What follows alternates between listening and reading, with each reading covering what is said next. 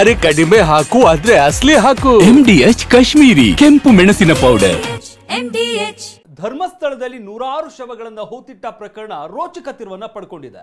2 ದಿನಗಳಿಂದ 5 ಕಡೆ ಶೋಧ ನಡೆಸಿದ್ರು ಯಾವುದೇ ಸುಳಿವು ಸಿಕ್ಕಿರಲಿಲ್ಲ. ಆದ್ರೆ ಇವತ್ತು 6ನೇ ಸ್ಥಾನದಲ್ಲಿ ಮಹಜರು ವೇಳೆ ಕಳೆಬರ ಪತ್ತೆಯಾಗಿದೆ. ಈ ಕುರಿತ ಕಂಪ್ಲೀಟ್ ರಿಪೋರ್ಟ್ ಇಲ್ಲಿದೆ.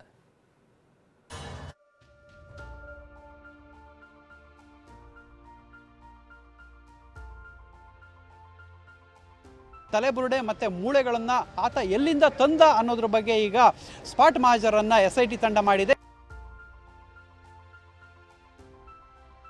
ಆ ಒಂದು ಎಂಡ್ ಪಾಯಿಂಟ್ನಲ್ಲಿ ಇಲ್ಲಿ ನಡೀತಾ ಇದೆ. ಅಲ್ಲಿ ನೋಡ್ಬೋದಾಗಿದೆ.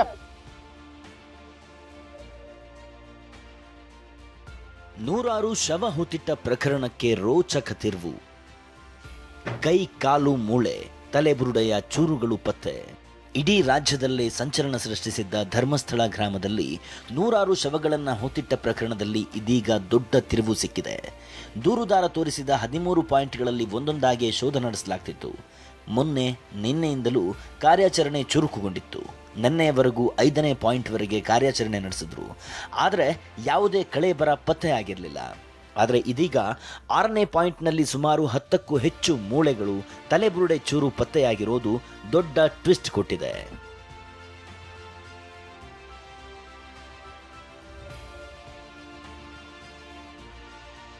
ಧರ್ಮಸ್ಥಳದ ನೇತ್ರಾವತಿ ತಟದಲ್ಲಿರೋ 6ನೇ ಪಾಯಿಂಟ್ ಅನ್ನ ಸದ್ಯ ಸುರಕ್ಷಿತ ಜಾಗ ಅಂತ ಗುರುತು ಮಾಡಲಾಗಿದೆ. ಯಾಕಂದ್ರೆ ದೂರುದಾರ ತೋರಿಸಿದ 6ನೇ ಪಾಯಿಂಟ್ನಲ್ಲಿ 10ಕ್ಕೂ ಹೆಚ್ಚು ಮೂಳೆಗಳು ಪತ್ತೆಯಾಗಿದೆ. ದೇಹವೊಂದರ ತಲೆಬುರುಡೆ ಮೂಳೆಗಳು ಪತ್ತೆಯಾಗಿದೆ. ತನಿಖೆ ಮತ್ತಷ್ಟು ಚುರುಕುಗೊಂಡಿದೆ. ಪುರುಷನ ದೇಹದ ಭಾಗಗಳು ಎಂದು ಪ್ರಾಥಮಿಕ ಮಾಹಿತಿ. TV9ಗೆ SIT ಮೂಲಗಳಿಂದ ಎಕ್ಸ್ಕ್ಲೂಸಿವ್ ಮಾಹಿತಿ. 6ನೇ ಪಾಯಿಂಟ್ನಲ್ಲಿ ಸಿಕ್ಕಿರೋ ಮೂಳೆಗಳು ಸದ್ಯ ಪುರುಷನದ್ದು ಎನ್ನಲಾಗ್ತಿದೆ.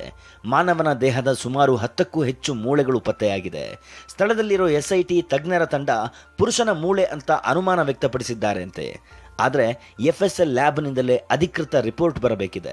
ಅಲ್ಲಿ ಸಿಕ್ಕಂತಹ ಮೂಳೆ ಗಂಡಸಿನದು ಇರಬಹುದು ಅನ್ನೋದನ್ನ ಇವಾಗ ಅಲ್ಲಿನ ಸ್ಥಳದಲ್ಲಿ ಇದ್ದಂಥವರು SIT ಮತ್ತೆ ಫೊರೆನ್ಸಿಕ್ ಏನು ತಜ್ಞರೆಲ್ಲರೂ ಅಲ್ಲಿದ್ದಾರೆ ಅಂಥವ್ರು ಈಗ TV9ಗೆ ಮಾಹಿತಿಯನ್ನು ನೀಡಿರುವಂಥದ್ದು ಏನಂತ ಹೇಳಿದ್ರೆ ಅದು ಪುರುಷನ ಮೂಳೆ ಇರಬಹುದು ಅಂತ ಹೇಳಿ ಮಾಡಿರುವಂಥದ್ದು. ಅಂದರೆ ಪುರುಷನ ಮೂಳೆ ಇರಬಹುದು ಅನ್ನೋದಕ್ಕೆ ಅಂದರೆ ಅದು ಸಸ್ಪೆಕ್ಟ್ ಅಷ್ಟೇ. ಅದು ಎಕ್ಸಾಮಿನ್ ಫೊರೆನ್ಸಿಕ್ ಲ್ಯಾಬ್ನಲ್ಲೇ ಆಗಬೇಕಾಗಿರುತ್ತೆ. ಅದು ಪುರುಷಂದ ಇಲ್ಲ ಮಹಿಳೆದ ಅನ್ನೋದು ನಿಖರವಾದ ವರದಿ ನಂತರ ಹಂತದಲ್ಲಿ ಬರಬೇಕಾಗಿರುತ್ತೆ. ಆದರೆ ಅದನ್ನು ನೋಡಿದಂಥ ಸಂದರ್ಭದಲ್ಲಿ ಫೊರೆನ್ಸಿಕ್ ತಜ್ಞರು ಅಂದರೆ ಈಗ ಹಿಂದೆ ಸಾಕಷ್ಟು ಕೇಸ್ಗಳನ್ನು ಮಾಡಿದ್ದಂಥವರು ಎಕ್ಸ್ಪರ್ಟ್ ಏನಿರ್ತಾರೆ ಅವರು ನೋಡಿದಂಥದ್ದನ್ನು ಗೆಸ್ ಮಾಡ್ತಾರೆ.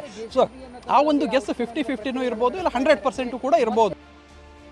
ಮೂಳೆ ಸಿಕ್ಕ ಬಗ್ಗೆ ಅಧಿಕಾರಿಗಳ ಲ್ಯಾಪ್ಟಾಪ್ನಲ್ಲಿ ದಾಖಲು.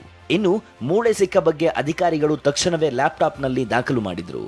6ನೇ ಪಾಯಿಂಟ್ನಲ್ಲಿ GPS ಆನ್ ಮಾಡಿಕೊಂಡು ಪ್ರತಿಯೊಂದು ಅಂಶವನ್ನು ದಾಖಲು ಮಾಡಿಕೊಂಡ್ರು. ಮೂಳೆ ಸಿಕ್ಕಿದ್ರಿಂದ ಅಕ್ಕಪಕ್ಕದ ಜಾಗದಲ್ಲೂ ಅಗೆಯುವ ಕೆಲಸ ಮಾಡಲಾಯಿತು.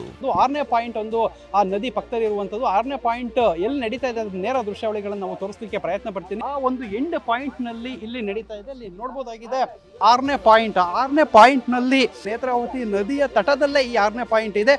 6, 7, 8 3 ಪಾಯಿಂಟ್ಗಳು ಕೂಡ ಅದೇ ಏನು ನಾವು ದೃಶ್ಯಾವಳಿಗಳು ತೋರಿಸ್ತಾ ಇದ್ದೀವಿ ಅದೇ ಮಟ್ಟದಲ್ಲಿ ಮುಂದೆ ಅಲ್ಲಿಂದ ಒಂದೊಂದು 100 ಮೀಟರ್ ಮುಂದೆ ಇರುವಂತಹ ಪಾಯಿಂಟ್ ಅನ್ನು ಮಾಡಲಾಗಿದೆ. ಸದ್ಯಕ್ಕೆ ಈ 3 ಪಾಯಿಂಟ್ಗಳು ಕೂಡ ನದಿಯ ಏನು ನದಿ ಮಟ್ಟದಲ್ಲೇ ಇರೋದ್ರಿಂದ ಈತ ಪ್ರದೇಶಗಳಲ್ಲಿ ಇಲ್ಲಿವರೆಗೂ ಅಂದರೆ 5 ಪಾಯಿಂಟ್ವರೆಗೂ ಏನೇನು ಆಯಿತು ಅದು ಯಾವುದು ಕೂಡ ದೃಶ್ಯಾವಳಿಗಳು ತೋರಿಸಲಿಕ್ಕೆ ಸಾಧ್ಯ ಆಗಿರಲಿಲ್ಲ. ಯಾಕೆ ಅಂತ ಹೇಳಿದರೆ ಕಾಡಿನ ಮಧ್ಯಭಾಗ ಇತ್ತು ಮತ್ತು ತೋರಿಸಲಿಕ್ಕೆ ವಿಸಿಬಿಲಿಟಿ ಕೂಡ ಇರಲಿಲ್ಲ. ಸೊ ಇಲ್ಲಿ ಇವಾಗ ಈ 6ನೇ ಪಾಯಿಂಟ್ ಸ್ವಲ್ಪ ಒಂದು ದುರ್ಗಮ ಪ್ರದೇಶದಲ್ಲಿ ಕ್ರಮಿಸಿದ ನಂತರ ಅಲ್ಲಿ ಕಾಣುವಂಥದ್ದು. ಸೊ ಆ ಒಂದು ಪಾಯಿಂಟನ್ನು ಈಗ ನಾವು ನಿಮಗೆ ತೋರಿಸೋ ಪ್ರಯತ್ನವನ್ನು ಕೂಡ ಮಾಡ್ತಾ ಇದ್ದೀವಿ. 6ನೇ ಪಾಯಿಂಟ್ನಲ್ಲಿ SIT ಪರಿಶೀಲನೆ ಮುಕ್ತಾಯ. 7ನೇ ಜಾಗದಲ್ಲಿ ಶೋಧ ಕಾರ್ಯಕ್ಕಾಗಿ AC ಮೊರೆ. ಬೆಳಗ್ಗೆಯಿಂದಲೇ ನಿರಂತರ ಶೋಧದ ಬಳಿಕ 6ನೇ ಪಾಯಿಂಟ್ನಲ್ಲಿ ಮೂಳೆಗಳು ಸಿಕ್ಕಿವೆ. ಪೊಲೀಸರು, FSL, ಅಗ್ನಿಶಾಮಕ, ಶ್ವಾನದಳದಿಂದ ಶೋಧ ಮಾಡಲಾಯಿತು. ಹಿಟಾಚಿ ಬಳಸಿ ಸುತ್ತಮುತ್ತಲಿನ ಸ್ಥಳಗಳಲ್ಲಿ ಶೋಧ ಕಾರ್ಯಾಚರಣೆ ನಡೆಸಲಾಯಿತು. ಇದೀಗ 6ನೇ ಪಾಯಿಂಟ್ನಲ್ಲಿ SIT ಶೋಧ ಅಂತ್ಯವಾಗಿದೆ. 7ನೇ ಪಾಯಿಂಟ್ನಲ್ಲಿ ಶೋಧದ ಬಗ್ಗೆ AC ತೀರ್ಮಾನ ಅಂತಿಮವಾಗಿದೆ. ಉಪವಿಭಾಗಾಧಿಕಾರಿ ಮೊರೆ ಹೋದ SIT ಅಧಿಕಾರಿಗಳು ಅವಕಾಶ ಕೊಡುವಂತೆ ಮನವಿ ಮಾಡಿದ್ದಾರೆ. Bureau report, TV9. MDH ನ ಕಿಚನ್ ಅಲ್ಲಿದ್ರೆ ನಾವು ಎಲ್ಲವನ್ನು ಮಾಡಬಹುದು. ಬೆಂಗನ್ ಕಾ ಬರ್ತಾ, ಆಲೂ ಗೋಬಿ, ಭಿಂಡಿ ಮಸಾಲಾ, ಇನ್ನೂ ಬಹಳಷ್ಟು. MDH